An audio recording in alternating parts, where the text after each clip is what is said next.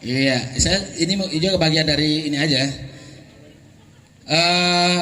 Dengan pertanyaan yang tadi dari Bung Dede ya, terkait layak nggak? Misalnya nggak layak sebagai apa kota miskin ya.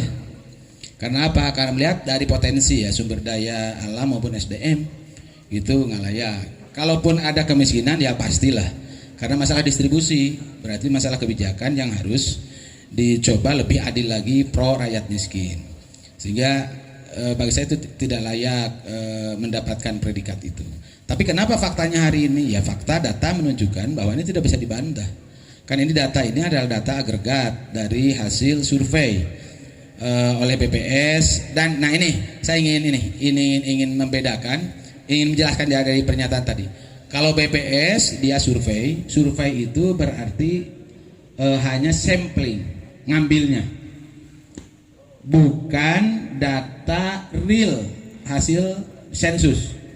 Dan dia melakukan biasanya di bulan-bulan dari awal nih, awal itu melakukan sampel, tapi ada metodologi gitu.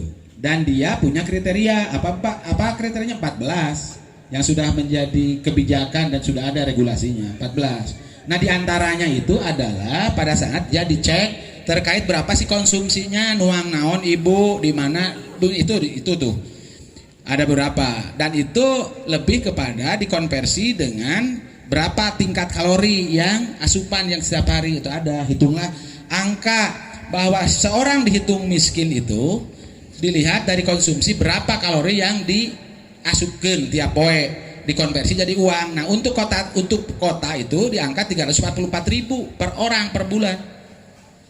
Itu 344.000. Jadi lamun aya opatan sa rumah tangga 4 kali 3 opat. Jadi minimal dia kedah gaduh artos sekitar 1.400.000 lah seperti segitu. Itu yang disebut dengan miskin versi BPS. Makanya persentasenya kecil.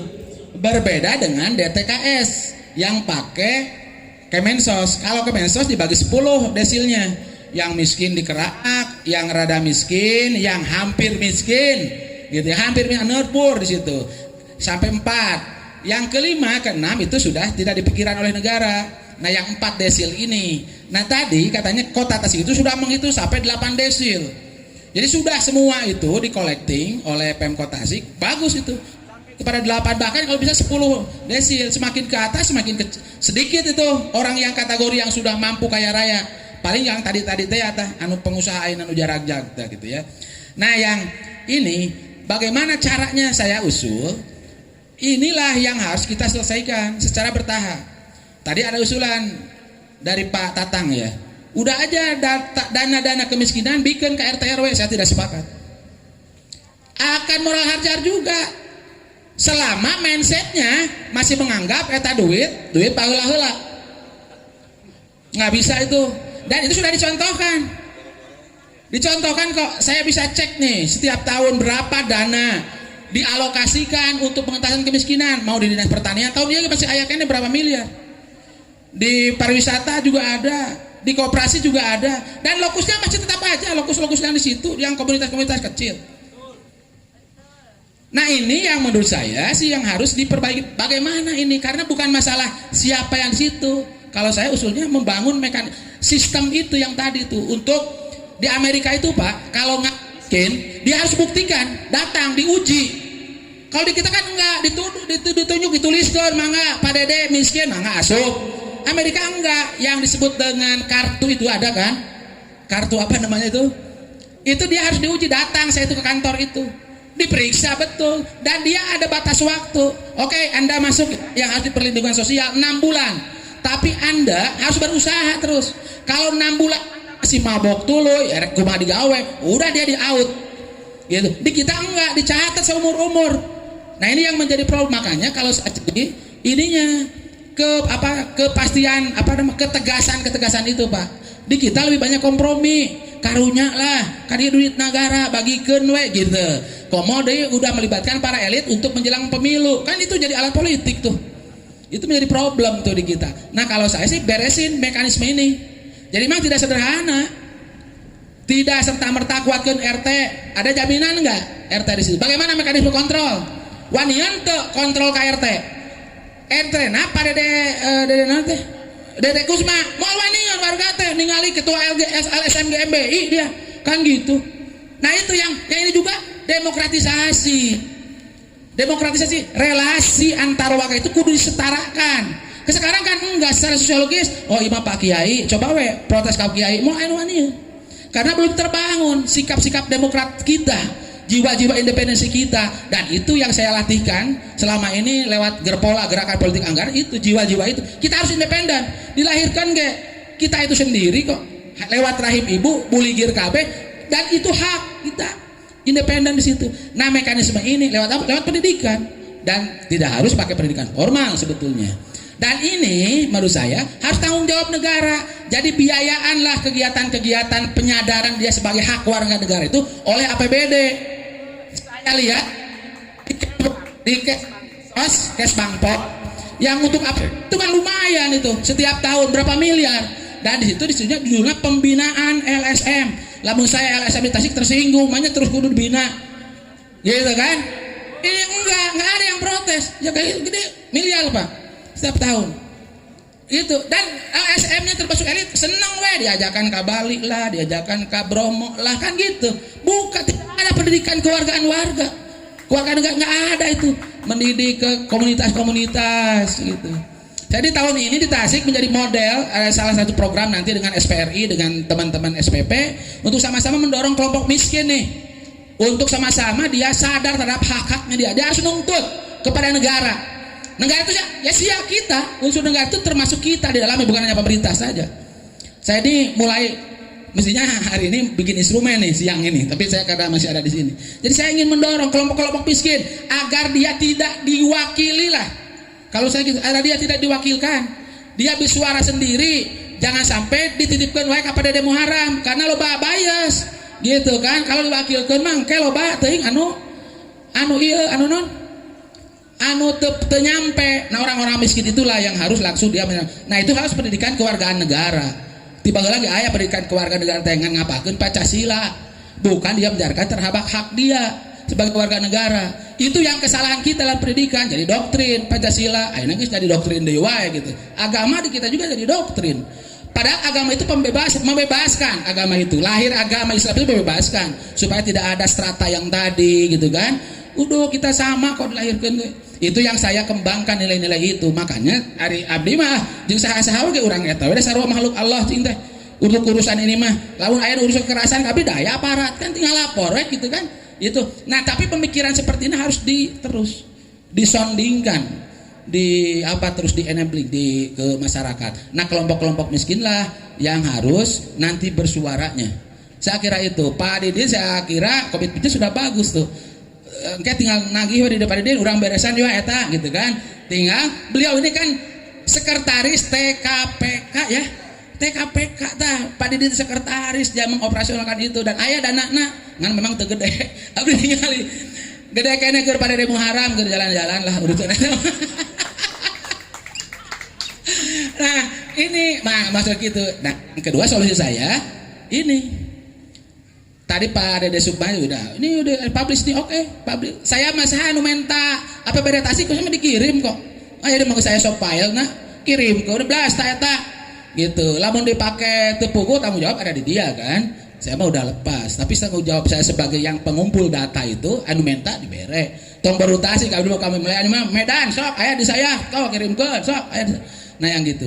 Yang kedua, saya menginginkan bahwa forum-forum seperti ini didanai, ya karena itu karunya panitia teh, partisipatif kan gini. Kalau saya menerapkan APBD, punten APBD itu saya menempatkan dia sumber daya publik, bukan uang pemerintah.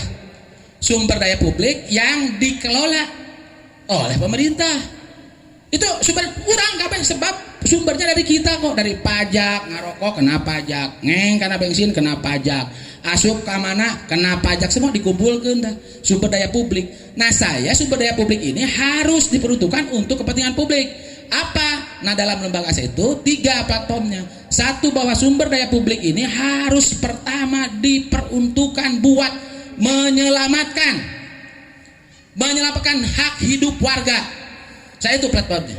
Jadi nu miskin nu itu kudu selamatkeun tuh, kudu dipihaki. Yang kedua, dana APBD itu termasuk APBN untuk produktif, harus untuk produktif. Lain ngabiayaan kan enak mah abdi ningalan tuh 80 miliar hibah bansos teh tuh gitu, hibah bansos di Tasik teh nggak miskin 80 miliar bagi-bagi nu gitu. Cuman bukan ke yang miskin ini, bukan ke yang miskin, problemnya kan itu ke elit. Kalau dibedah itu ormas iya, ormas itu, pesantren dia kan gitu. Dalam mau dibuka teh ngaramek di sarua gitu. Nah gitu. Nah kayak produktif, jadikan itu alat produksi, produktif ke latih tuh. Karena nu miskin bagi yang sudah lansia, entong dilatih, bere tamat. Catu apa dahareun gitu itu mah pelihara aja. Nah bagi yang muda-muda baru Anda kemana nih? Baru tuh damping WUB diurang WUB dan tadi tidak laku ya. Karena memang asesmennya juga tidak beres. Karena dia hanya keburu janji politik. Tahun ieu mah teu jelas teu wanian ngajudulan WUB nya. Teu aya ieu mah komedi paling teh. Tahun kamari mah aya cing teh gampang. Tahun ayeuna mah eueuh WUB teh. Dibalik-balikeun deui judulna teh kanu baheula. Gitu. Jadi lamun ditagih teh gagal tuh Pak Wali teh. Pak Wali da geus di ditu nya. Janji Pak Yusuf kene hari ayeuna. Nah, menurut saya itu harus ini. Dan yang ketiga untuk apa? APBD itu yang sumber daya publik itu untuk menjamin kelangsungan alam sehingga pembangunan itu harus berbasis lingkungan. Entong gunung ditugaran, percaya Allah. Bisa hirup tak kita tanpa air? Nggak bisa. Dan kita diam pada saat APBD nak itu RP dah teu ngarti keun we teu ngarti da moal dimintai pertanggungjawaban ku Allah kita mah ngan abdi dimintai pertanggungjawaban mata ku abdi didistribusikan gitu disampaikan tadi forum ini.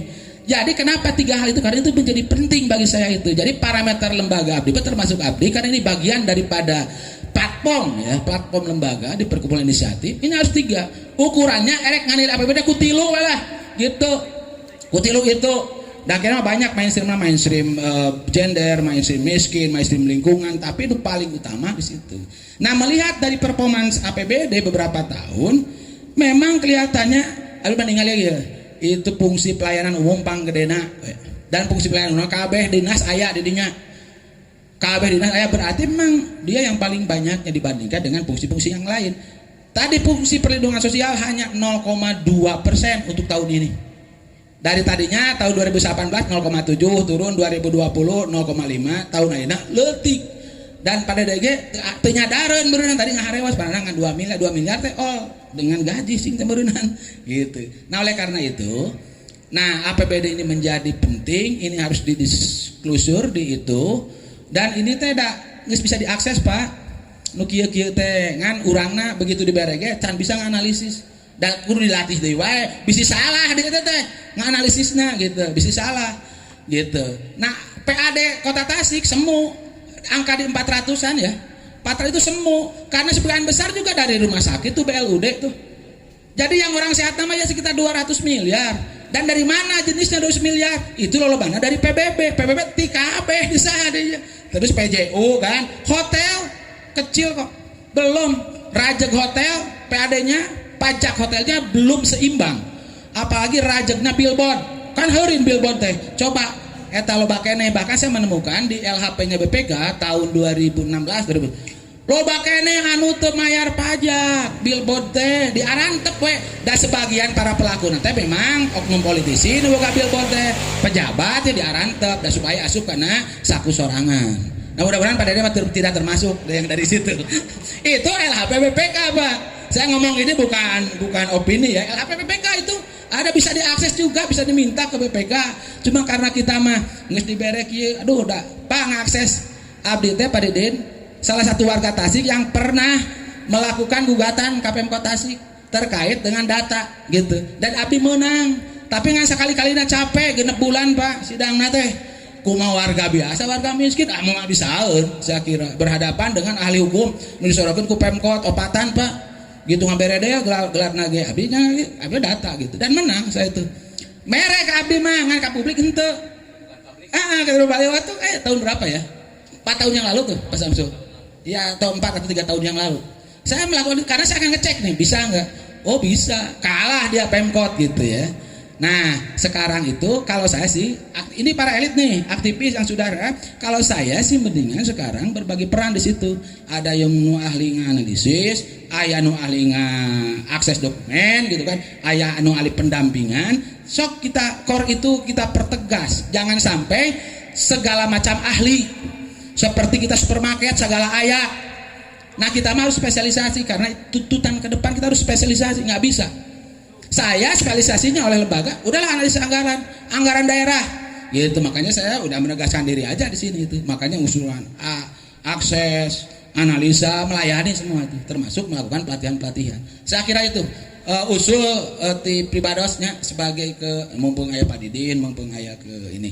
Jadi serial-serial yang gini ini akan menghidupkan kita terus pikiran-pikiran yang kritis kita. Ya, saya kira itu. Assalamualaikum warahmatullahi wabarakatuh.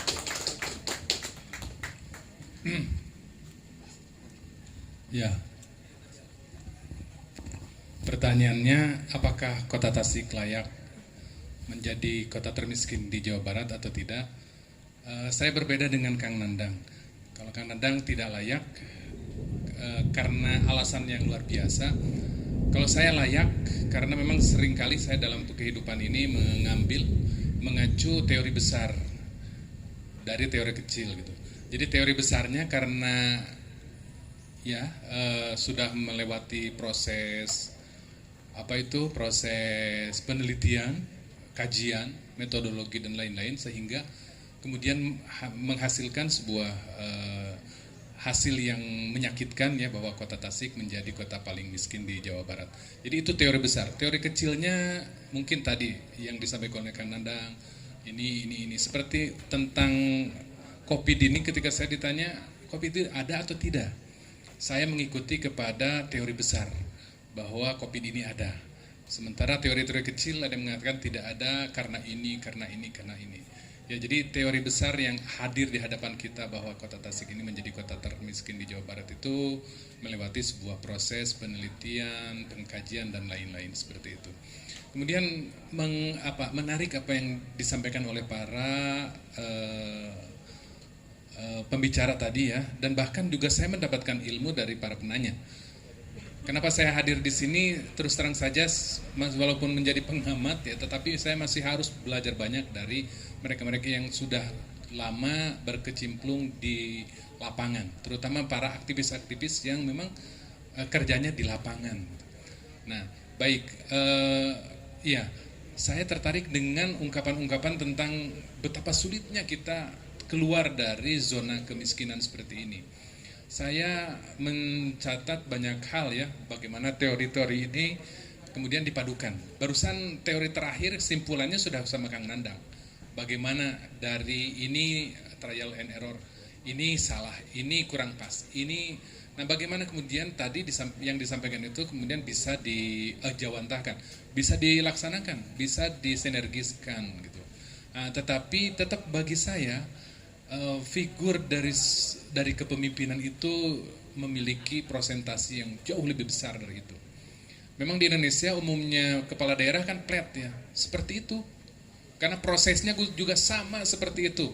Proses menjadi kepala daerahnya juga sama seperti itu. Proses menjadi kepala daerah dan melakukan kebijakan-kebijakan juga sama se-Indonesia seperti itu.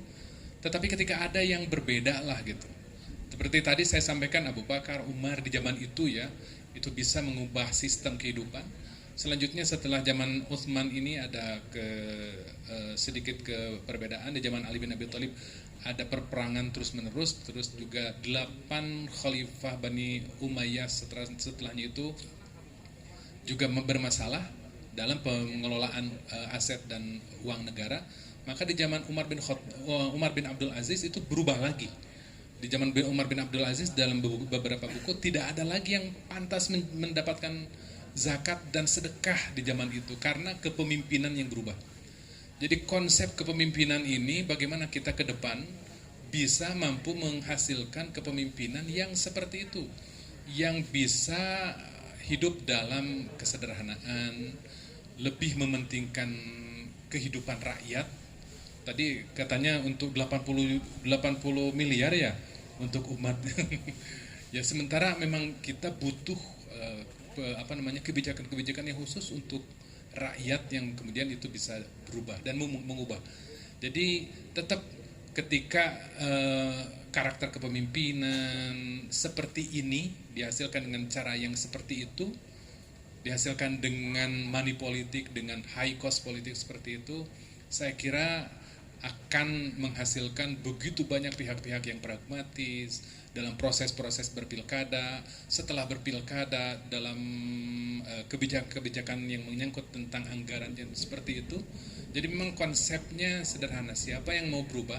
Di Indonesia juga kita mengenal di beberapa desa di Jawa Tengah ya, di mana yang tadinya minus menjadi misalkan surplusnya berapa gitu, karena watak kepemimpinan dari seorang kepala desa yang di Ponggok ya, yang luar biasa seperti itu, karena konsep dan karakter kepemimpinan yang berubah, yang berbeda, yang memang dari proses awalnya juga sudah baik, sudah benar. Maka mengawal proses pilkada ini ke depan ya gitu, memang kita harus membutuhkan kesiapan yang luar biasa, sehingga kemudian nanti pemimpin yang dihasilkan tidak lagi gugup ketika menghadapi APBD, tidak lagi gugup dan kalah oleh realitas ketika harus merumuskan RPJMD dan lain-lain seperti itulah. Saya kira akan ada lah di Kota Tasikmalaya ini yang bisa belajar dari itu. Demikian. Assalamualaikum warahmatullahi wabarakatuh. Assalamualaikum warahmatullahi wabarakatuh. Kalau menurut saya layak Kota Tasik disebut kota termiskin di Indonesia gitu dah, di Jawa Barat, di Jabar. Kenapa yang saya rasakan bantuan untuk organisasi PWI saja sejak tahun 2017 ya kesana nggak ada, nol sama sekali. Padahal kita jelas organisasi profesi gitu. Tapi lihat di anggaran, kalau nggak salah Pak Yusuf kemarin Kominfo itu hampir 500 juta untuk ini, untuk organisasi itu. PWI sekarang nol. Bahkan untuk bayar listrik, bayar itu juga urunan gitu. Terima kasih. Layak ya kan? Waduh. Cek Pak Didin ngomongan sih kan. Ya memang realitasnya seperti itu. Kan tadi tinggal bagaimana kita bersama-sama memiliki goodwill, tadi keinginan untuk melakukan sebuah perubahan. Tadi Pak Dr. Asep, yang paling strategis perubahan itu bisa dilakukan oleh kepemimpinan. Saya sering sampaikan filosofi ikan. Ketika ikan kepalanya busuk, ya ke bawah pun itu busuk kan tadi. Oleh karena itu memang kita harus bersama-sama untuk menentukan tadi masa depan Tasikmalaya agar tidak tetap dalam posisi garis kemiskinan. Hemat saya, goodwill ya nomor satu itu sangat paling dominan, karena APBD yang 1,5 triliun dari pusat tambah 400 kan tadi, bahwa arahannya itu 3, sehatkan warga masyarakatna, pinterkan warga masyarakatna, nukatilu tingkatkan daya beli. Maka muncullah apa yang katakan IPM, indeks pembangunan manusia. Artinya prioritasnya itu harus ke sana. Sehingga insya Allah tadi fisik sangat penting, tetapi jangan dibalik. Infrastrukturnya tadi dominan, sementara untuk pembangunan sumber daya manusia lemah. Itu mungkin pemikiran dari saya. Tasikmalaya memang faktanya hari ini menjadi ya naik lagi ya Pak Nidin. Saya kemarin dapat informasi DTKS dari 71.000 hari ini dengan COVID jadi naik 100 ribuan ya, informasi dari Dinas Sosial. Assalamualaikum warahmatullahi wabarakatuh. Aduh, terima kasih nih terakhir dari Kang Dede layak. Nah, masalahnya ini sebetulnya kalau dari kelihatan kasat mata mungkin ya seperti tidak layak gitu itu. Karena geliat ekonomi ya mungkin di kita itu mungkin ya cukup luar biasa sepertinya. Nah, hanya itu tadi ya, geliat ekonomi itu ternyata ya belum bisa dinikmati oleh semua lapisan. Ya, kita lihat dari struktur PDRB-nya itu. Makanya kalau di sisi kasat mata kita sepertinya tidak layak disebut orang miskin, kota miskin gitu ya. Tetapi datanya sendiri ya, mengatakan bahwa kota Tasik itu memang juara ya dalam hal miskin itu ya. Di garis kemiskinan ya, mohon maaf dari Pananang tadi. Memang itu yang di garis kemiskinan yang di BPS kita itu 470.000 yang tahun 2020 470.000 sekian lah ukurannya gitu. Nah, mungkin juga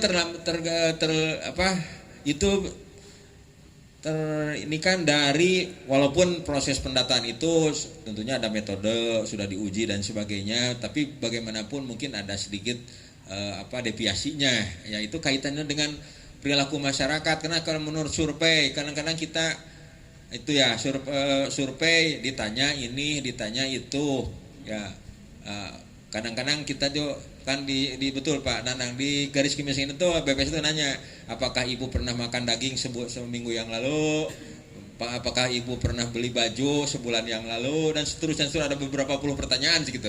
Nah, seperti itu mungkin ada juga masyarakat yang memang tapi ada pengujian lah. Jadi gitu Pak Dede, Kang Dede ya. Kalau menurut saya dari kasat mata itu kelihatannya kita nggak layak ya disebut kota miskin gitu. Tapi data mengatakan bahwa orang miskin kita masih tinggi lah gitu. Jalan keluarnya itu tadi kalau menurut saya mari kita sama-sama memperbaiki data. Nah, yang sebagaimana Kang Dede sampaikan itu tadi transparansi data, akuntabilitas data, baik itu yang sebagai basis datanya adalah BDT, DTKS. Bagaimana kita sama-sama betul-betul memperbaiki basis data untuk pengentasan kemiskinan itu. Insya Allah kalau basis datanya sudah relatif bagus, sehingga intervensi negara, intervensi pemerintah terhadap orang miskin itu betul-betul efektif. Dan seperti mungkin sekarang masih banyak yang agak sedikit terdistorsi kaitan dengan intervensinya, seperti tadi gaduh kartu, atau kata Kang Tatang tadi ngantri di bank BLTT pakai mobil dan sebagainya. Nah, itu kan dari data itu mungkin seperti itu. Kita mungkin ke arah sana. Yang kedua dari Kang Tatang, terima kasih nih sarannya, walaupun sudah ditolak oleh Pananang ya kelurahan tadi, mudah-mudahan kita kaji untuk efektivitas dana kelurahan itu ya, sesuai dikaitkan dengan aturan yang ada ya, baik di Permendagri maupun di PP-nya seperti apa untuk efektivitasnya, apakah memang bisa nanti kita dimix ke RT dan RW. Saya kira demikian Kang Acem dari kami. Terima kasih. Assalamualaikum warahmatullahi wabarakatuh.